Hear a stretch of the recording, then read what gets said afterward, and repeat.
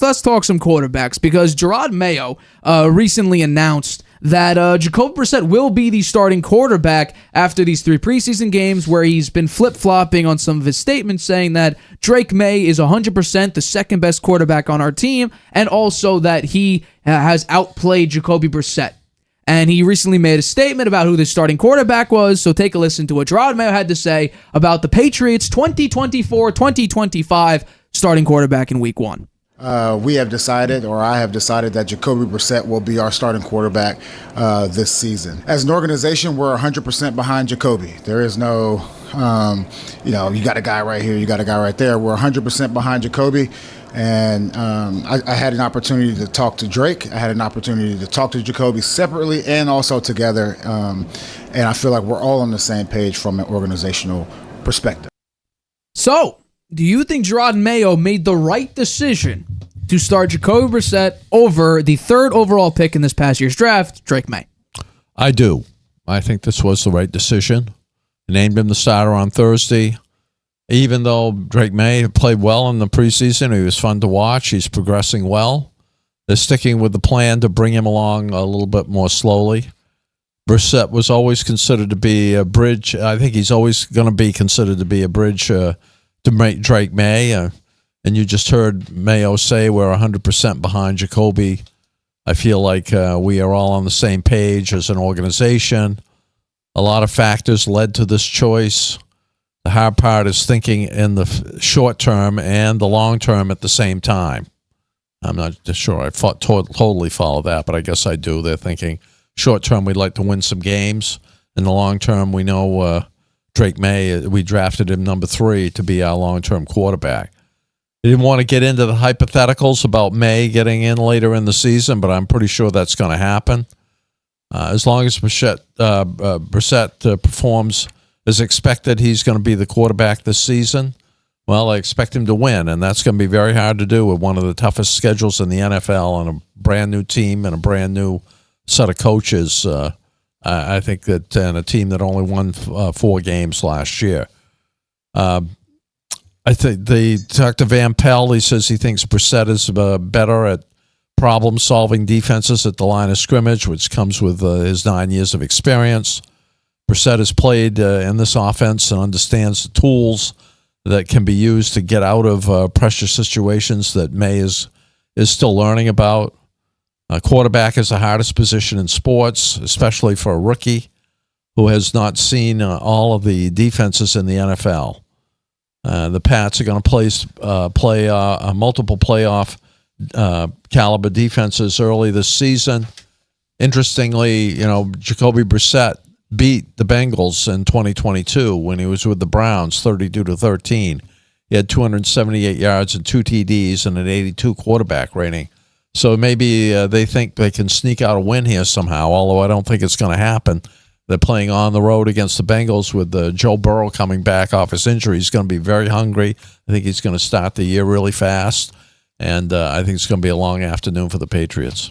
Well, my big question with the Patriots' decision, and yes, I was very critical of Drake Maye because of his level, what we heard about in that 2022 campaign where he was destined to be right behind Caleb Williams in the draft class. And then in 2023 with, I guess you could say that he had probably the worst supporting cast, and he actually became the first top 3 quarterback in history not to have an offensive teammate selected in the top 100 of the same draft. So I guess you could say, and there's a little bit of context that needs to be included there. I think this is the wrong decision. And we always heard a lot of different examples. You don't want to ruin him like Mac Jones. You don't want him to get hurt. A bunch of different reasons. But we also heard that Drake Maye is a project. What is Anthony Richardson? A project. What was Trey Lance at the time the 49ers drafted him? A project. If you have a project, the worst thing you could possibly do is have him sit on the bench, especially when the starting quarterback is a bridge player, is essentially a career backup. That is the worst thing you could possibly do. Because how is he learning to win when your quarterback on the starting roster can't win games? Yes, I understand that the offensive line may be atrocious, but it's the Patriots' starting offensive line. So no matter what you do, unless you hit on a bunch of offensive linemen in this upcoming draft, for then Drake Maye to become the starter in 2025, what's going to happen? Next year, you can't give the same excuse. You can't say the offensive line is bad and we don't want Drake Maye to get hurt behind a bad offensive line, so we're going to sit him. You can't give the excuse again. He already sat 1 year behind Jacoby Brissett. I think there is a shot that Drake Maye does get in there, but this offensive line is not going to improve. Absolutely not. The offensive line is filled with old David Andrews, Sidney So, who was one of the worst guards last year, Cole Strange, who is not that good, and then Chukwuma Okorafor from the Steelers, who is one of the lowest graded offensive tackles in the NFL. And then obviously you have Micah Wenu, who is clearly the best offensive lineman the Patriots have after Trent Brown left. So I think no matter what, I'm not accepting the excuse of a bad offensive line. The Patriots have had a bad offensive line since 2021, or rather 22. 2021, they had a top-tier offensive line, which then helped Mac Jones. What also does not help a young quarterback is a lack of talent. Kendrick Bourne's going to be out the first 4 weeks for the PUP list. Demario Douglas is a 5'8" slot receiver, and Jalen Polk actually seems promising.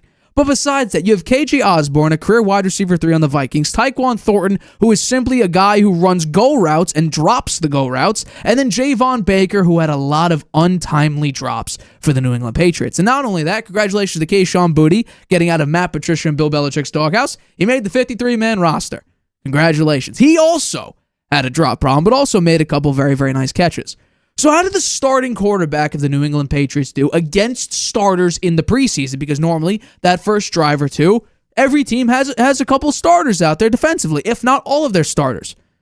35.7% completion percentage, 36 yards, 2.6 yards an attempt, no touchdowns, 1 pick. That's the New England Patriots starting quarterback. He has played in the Patriots system. How's it doing? My analysis on the numbers is not good. So yes, the Patriots are going to be bad, and there's a reason why this team is favored in 0 games this season. One of, I think, only 2 teams to be favored in not a single game. I think the other team is the Carolina Panthers. They actually have the lowest over-under win total in the NFL at, this is pitiful, 4.5. That's the New England Patriots win total right now. Estimated win total, over-under. So I'm saying this is a bad decision. You can't give me an excuse of a bad offensive line. A lot of bad teams have bad offensive lines. The Commanders, Sam Howell got sacked 65 times. Did they revolutionize their offense? Are they letting Marcus Mariota start over Jaden Daniels? No. He's out there, and he is smaller, weighs less than Drake Maye at 6'4". I think he's 220, I believe. Maybe even bigger than that. If the Commanders are not worried about their terrible offensive line and lack of weapons, although Terry McLaurin is a very, very good wide receiver, what are the Patriots doing then? Well, I think that the Commanders, you could look at Sam Howell getting sacked over 60 times, and he's not with them anymore. Well, that's because he went to the Seattle Seahawks. They drafted Daniels. They got rid of him, and earlier in the season, they were saying, wow, he could be the franchise quarterback. And then I don't know how many people were saying that about No, they Sam Howell. They were saying that earlier in the season last year. Well, because he was leading the league in receiving yards and stuff. Right. Passing yards. Or passing yards, excuse me. But still, though. And then he got pummeled. He kept getting pummeled, and suddenly he's on the bench, and Jacoby Brissett was in there. So, which, by the way, that was the reason why they didn't start Brissett at the end of the year was because they were fighting with the Patriots to get that second overall pick. Yeah. So obviously, they weren't going to start Jacoby Brissett, who actually looked much better than Howell. Well, Mayo says what's good for the team today may not be good for the team weeks down the road. Challenges, you want to win every game now, but also try to build something special in New England for the future. Given the offensive line is so questionable, if May was consistently managing pressure and can't run the full playbook, his in-game reps might not be as valuable. So I think this approach is the right one. They can learn about the strengths and weaknesses of the offense, who will be the best 5 on the offensive line, and then maybe Drake Maye comes in games 6 or 7. Well, so Drake Maye handling pressure live reps in the preseason. He was pressured on 34% of his dropbacks. Amongst all Patriot quarterbacks, had the highest yards per attempt, and completion percentage. He did play well. He did make something out of what looked like nothing quite a few times there. So that's a plus. But the big thing that everyone was looking at, because obviously we talked about that first pad of practice where he completed 2 passes in 2 11-on-11 drills. It was, well, let's see how he improves over the course of time. And we saw that first preseason game. He played one singular drive. And then as we looked at him, we saw there could be something here. He's making plays. He had a beautiful bootleg out to the left, fire it to KJ Osborne. It's called back for a penalty. Is that a sign of things to come for this offensive line? I think so. And I think Okorafor is going to be a massive recipient of several penalties. Yeah, I can't understand why the Patriots didn't upgrade their offensive line a little bit more. It was had horrible the most last cap year. space in the NFL. They let their best offensive lineman, Trent Brown, go. They still have probably the oldest center in the NFL. I might be wrong about that, but David Andrews is definitely getting up there in age. And they were able to re-sign Mike Owenu, who right now is their clearly best offensive lineman.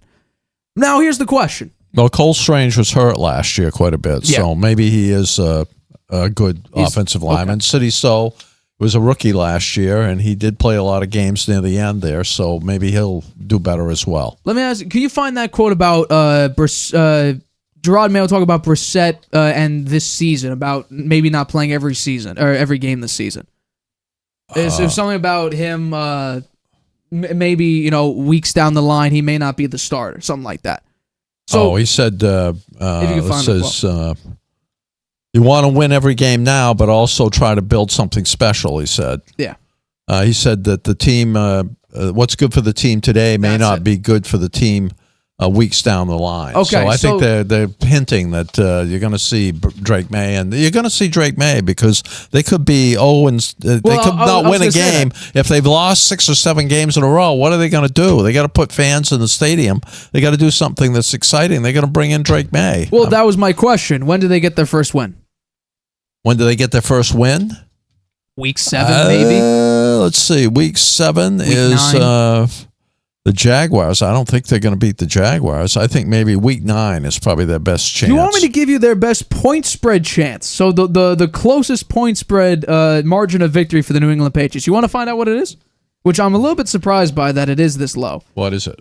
Week 17. They're plus 2.5 underdogs. Plus 2.5. Against the Chargers? That surprised me. I think the Chargers will be fighting for a playoff spot. Plus 2.5.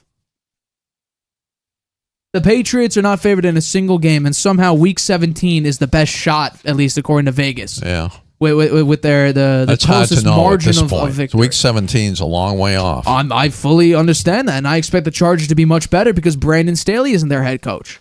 So this is concerning. For me, this is very concerning because, yes, Jerod Mayo always said that Jacoby Brissett is the starter, but we have eyes, and Jerod Mayo actually said it. He said what we saw. Drake Maye outplayed Jacoby Brissett. Normally, the quarterback who performs the best is the rightful recipient of that starting role. Mac Jones did it. Every quarterback does it. Russell Wilson, I guess, he did. Beat out Justin Fields. No, but when he was a rookie, but when he's a rookie, he won the starting job. Right. Yes. Yeah. Back in 20? Quite a long time ago. 13, something like that. But yeah, no. Drake Maye, from Jerod Mayo's mouth, said that he outplayed Jacoby Brissett, and somehow Brissett is still the starter. Are they tanking for... By the way, this wide receiver class, if they are looking at a wide receiver, or even offensive line class, is not as deep as it was this season. It's just simply not. Could offensive linemen, sprout this college season? Maybe. But you need to hit on several draft picks in a row in order to justify not playing the quarterback who outperformed the guy you named the starter. You need to hit on draft picks. Well, if your reasoning is, Jerod Mayo, we don't want to ruin Drake Maye because of our poor offensive line and lack of weapons. Yeah. Okay. Well, Jerod Mayo's a rookie head coach too. Maybe he's made a mistake. We'll wait and see. I think so. My guess is Drake Maye is going to be out there for quite a bit of the season. You wait and see because they're going to have such a terrible record. They're going to have to do something to gain a little excitement. Why not put him in there? If I had to put you on the spot, what week does Drake Maye get announced the starter?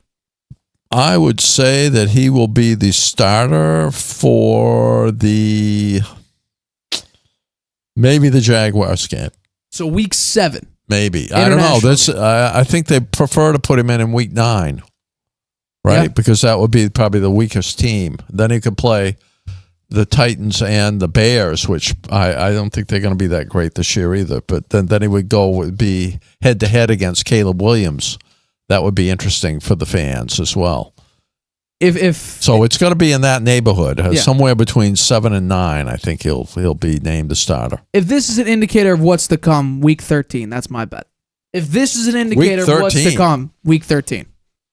Wow. He's going to give Jacoby Brissett every opportunity. You think if they're 0 and 9 or 0 and 8, they wouldn't start Drake Maye against one of the other weakest teams in the NFL? I mean, they have a terribly hard schedule. Jerod Mayo, they have the second hardest schedule in the NFL. Jerod Mayo said that Drake Maye outperformed Jacoby Brissett and named Jacoby Brissett the starter.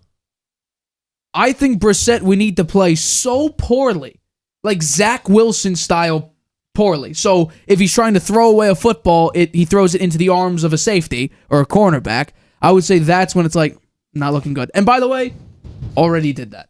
Already has an interception in the preseason, which is, I believe, the only interception a Patriots quarterback had. I could be wrong, but I'm pretty sure. I'm just going to quickly check myself. He's the only quarterback the Patriots had this preseason who threw an interception. Yeah. Drake Maye and Joe Milton were the only two that had a touchdown. I think this is a bad decision. I know I was harsh on Drake Maye. I think this is a bad decision. Hi, everybody. Thanks for watching. Make sure you subscribe here to get the latest from the show. Also, if you want to check out the full episode, make sure you click the I in the top right-hand corner right now. If you want to listen to this show anywhere you go, make sure you go to anchor.fm/The Harvey Hour or anywhere you get your podcasts.